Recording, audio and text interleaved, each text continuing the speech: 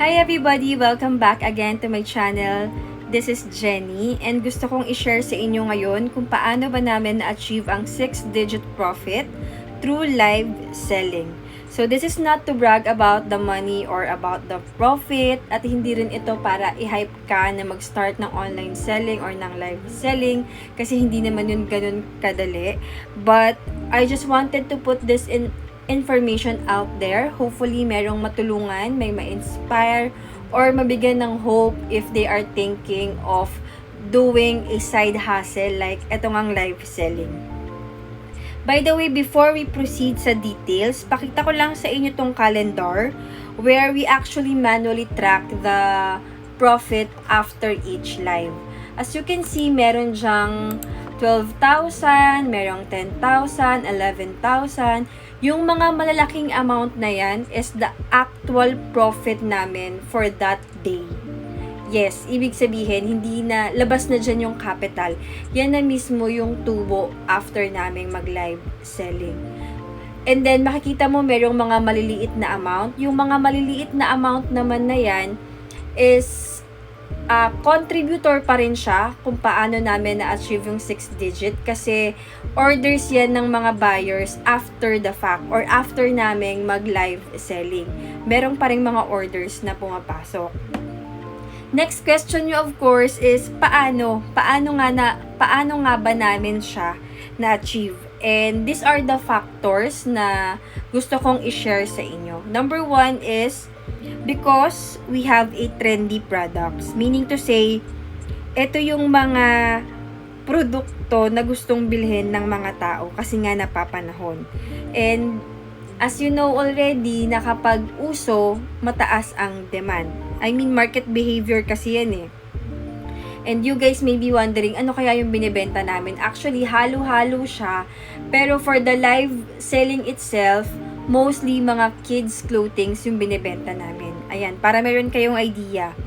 And the next factor kung paano namin na-achieve yan is because of direct import price products. I must admit na ito is one of our advantage kasi almost all of our products are coming from a direct supplier.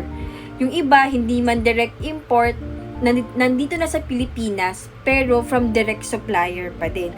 So, if I will give you a tip, make sure when you source a product or when you find a supplier, if possible, huwag kayong dumaan sa mga middleman para mas best price yung makuha nyo. However, please take note na there are times talaga or there are cases na kailangan mong dumaan sa isang middleman to get connected dun sa main supplier. Meron talagang ganung mga case. Basta, all you have to remind yourself is kailangan makuha mo yung fair price para makapag-mark up ka or makapagpatong ka ng good profit. Ayun, yun lang naman yung bottom line yan before kang mag-purchase ng products for selling purposes. And then, price your products accordingly. Ito, napaka-importante nito, especially if you are a new seller. Kasi at first talaga, hindi masyadong marami yung viewers mo. Minsan pa nga, as in, wala kang viewers. And sometimes, we tend to overthink on the negative side. Like, for example, parang, ang dami ko pang item, wala pa akong benta, feeling mo ang taas na agad ng price mo kasi may nakita ka sa iba, ang baba niyang binibenta. So, ang tendency mo ngayon, gusto mong ibaba yung presyo mo na tipong wala ka nang kikitain kasi natakot ka na. Pumasok na yung doubts sa'yo. And that's normal naman talaga when you are starting a business or etong ang live selling or online selling kasi you are stepping out of your comfort zone. Expected talaga na matatakot ka, expected na dadalawin ka ng mga doubts na yan, but you have to remind yourself na dapat mag-focus ka to resolve the challenges rather than pumunta ka sa shortcut. Kasi dahil natakot ka, bababaan mo na lang na kahit na wala ka ng kinita, mabenta lang yung product. Meron akong mga nakikitang ganong seller and that's not a good practice. Kasi kapag ganun yung gagawin mo, from the time na meron ka laging uumpisahan, matatakot ka. And then, gugustuhin mo lagi sa shortcut pumunta. Which is not good.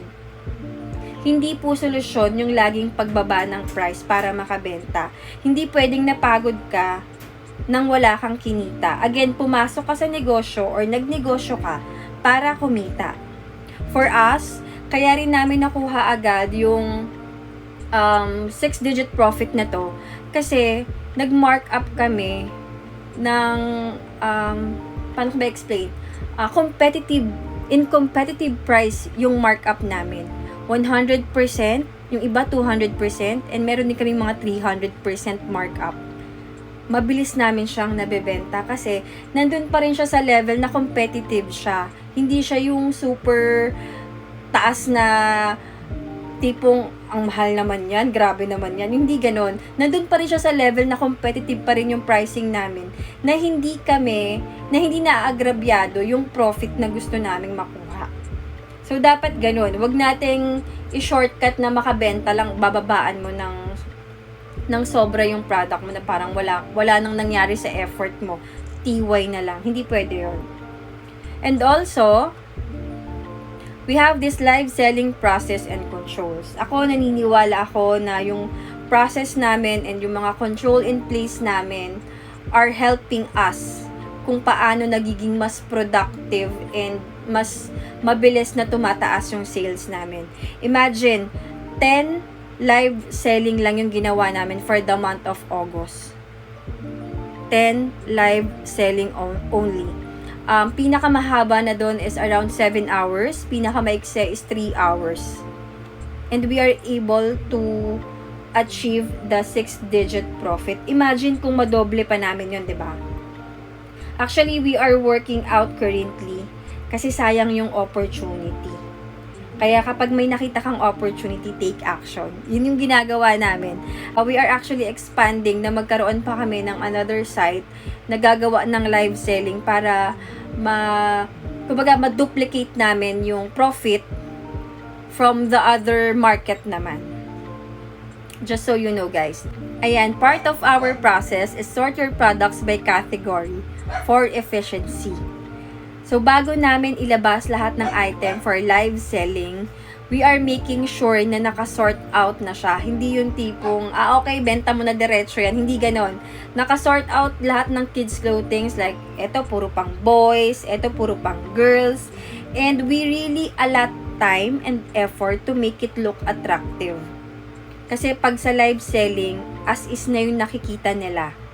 Kumbaga, you have to take advantage yung power of emotion ng mga viewers mo. Kasi pag nagandahan yan sila, most probably, that will equal to a sale. Ayan, tip ko yan sa inyong lahat. Gawin yung attractive. Kung paano, there's a lot of information na pwede nyong makita sa internet. Kailangan nyo lang talaga siyang hanapin or aralin. Hopefully, I could share as well in the near future naman. Live selling using 2 Facebook page. Ayan, we are using our 2 Facebook page para mag-live selling para isang effort lang ba, tapos mas maraming benta. If isa lang naman yung FB page mo or isang account lang yung ginagamit mo currently, that's okay. Ganun naman talaga pag nag-uumpisa. Ganun din kami nag-umpisa, isang page lang and then nadagdagan. You will grow naman as you go along the way. Hindi naman talaga yan minamadali.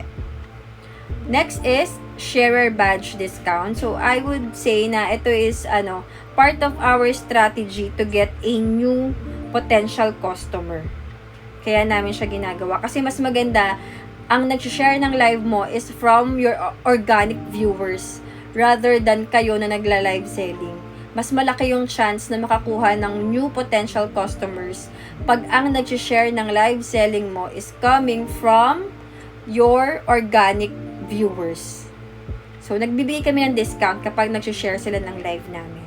So, that's part of our process. And then, we also have no PM, no item policy. Actually, ito naman, control na to in place. Para lang maiwasan yung mga customer na alam mo yon, mag-aaksaya ng oras na mag-mine sa live selling mo, and then at the end of the day, hindi naman pala nila kukunin yung product na mine nila. Kasi wala naman silang message, hindi mo na yun mahahanap. Kaya, if you can also place this control, much better. Kasi effective yan sa amin eh. Kumbaga parang dyan pa lang sasala mo na yung character nung customer mo. Kasi pag nag-message yan, ibig sabihin, interesado siya na bumili talaga sa'yo. Pero if not, that means, wala. Possible na hindi yan magbayad after live. Sayang oras, diba? And then we also have the down payment process. Ayan. We only allow 5 items na pwedeng i-mine. And then more than that, kailangan nilang mag-down payment. Kasi iniiwasan namin yung hassle for both parties. Lalo na sa seller side. Kasi, I remember, meron kaming miner. And we don't have this control yet ha. As in, wala pa kaming mga down payment process na ganyan. Imagine, 20 plus na item yung na-mine niya. And after we send the invoice, wala. Sin-zone. As in, hindi na siya nagbayad. So, imaginein mo yung effort and time ng seller, 'di ba? Nakakapanghinayang. And, personally, I'm not the type of person na magrarant sa business page ko dahil lang sa taong hindi nagbayad ng kanilang orders. I mean, kasi sa akin, non-value adding effort yun. Kaya ang lesson learned na yun sa amin. Kaya we decided na magkaroon ng down payment process as part of our control.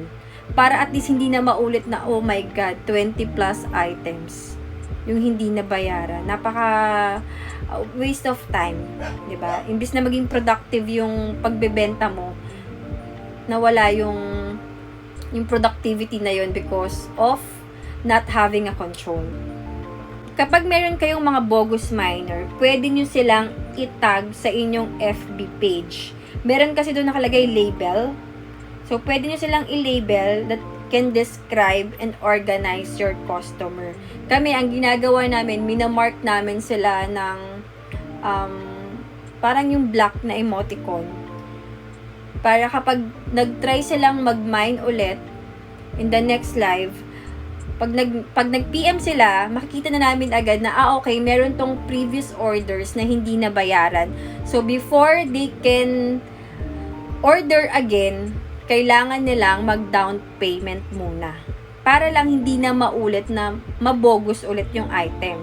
Hindi na maulit yung pang-aabala nila.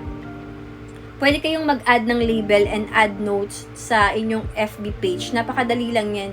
Ilaruin nyo lang yung FB page nyo. Pero pag account yung gamit nyo, walang ganong functionality. Okay. Ano pa ba? Ayan, ginagawa talaga namin yan kasi mas maganda pag productive and efficient yung process nyo. Mas madali nyo ma-achieve kung ano man yung target sales na gusto ninyo kapag meron kayong ganyang mga control. I hope makatulong sa inyo yan. Try nyo rin siyang i-assess sa current online selling or live selling ninyo kung nagla-live selling na kayo. If wala pa kayong mga ganyang control, maybe that or maybe this control that we have in place can help you. And then next, ito naman yung ginagawa namin in terms of marketing strategy. Para meron na rin kayong idea. I-share ko rin yan sa inyo. Una is live selling schedule. Nag-schedule kami ahead of time ng aming live selling para mas maraming maging aware or marami kaming ma-notify and ma-reach na mga potential customer. Kasi kapag alam nila yung schedule, kahit sila na-align nila yung schedule nila na okay, aabangan ko tong live selling na to. Teaser share using story, reels, TikTok, and Instagram. Napaka-effective niyan kasi alam naman natin na ang daming tao online. So, marami kang marireach.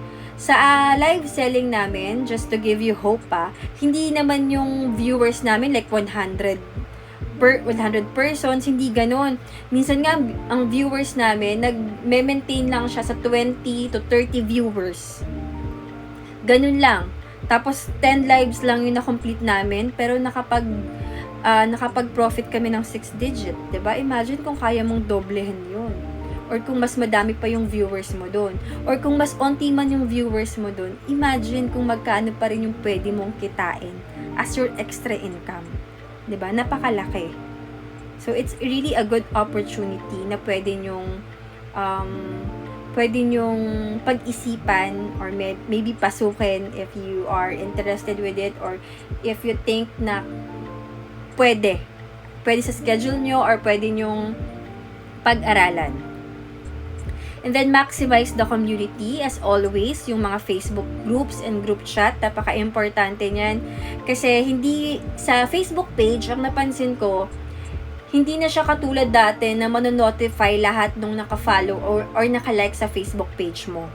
Merong case na hindi yan nagno-notify. So, maganda na meron kang groups and group chat para pwede mong isend doon directly yung link ng live selling para ma-notify sila. Hindi man sa page mo, pero sa groups and sa group chat. Para lang may alternative notification ka dun sa mga customers mo. And then, we also implement the 10+1 promo. Ito yung ginawa namin para habulan nila yung 10 pieces. Kasi meron ganong mindset na kapag mayroon kang 10+1, gusto nilang makuha yung +1.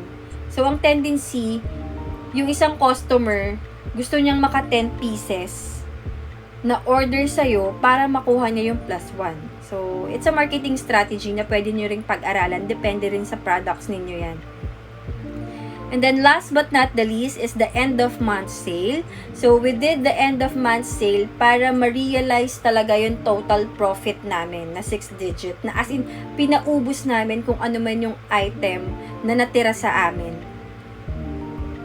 Para makuha namin yung 6 digit profit. Pwede nyo rin gawin yan. Actually, maraming gumagawa niyan. So, I think it's a practice that needs to be applied ng mga online seller or ng mga live seller kasi effective siya. Ayun, I hope nakatulong po sa inyo ang ating video for today. And hopefully, I could share more. And if you think meron din kayong masishare sa akin na mga practice nyo, process, or controls ninyo when doing your online selling, hindi lang sa live selling, please feel free to let me know. Comment po kayo sa video na to. Mas maganda, mas marami tayong makaalam.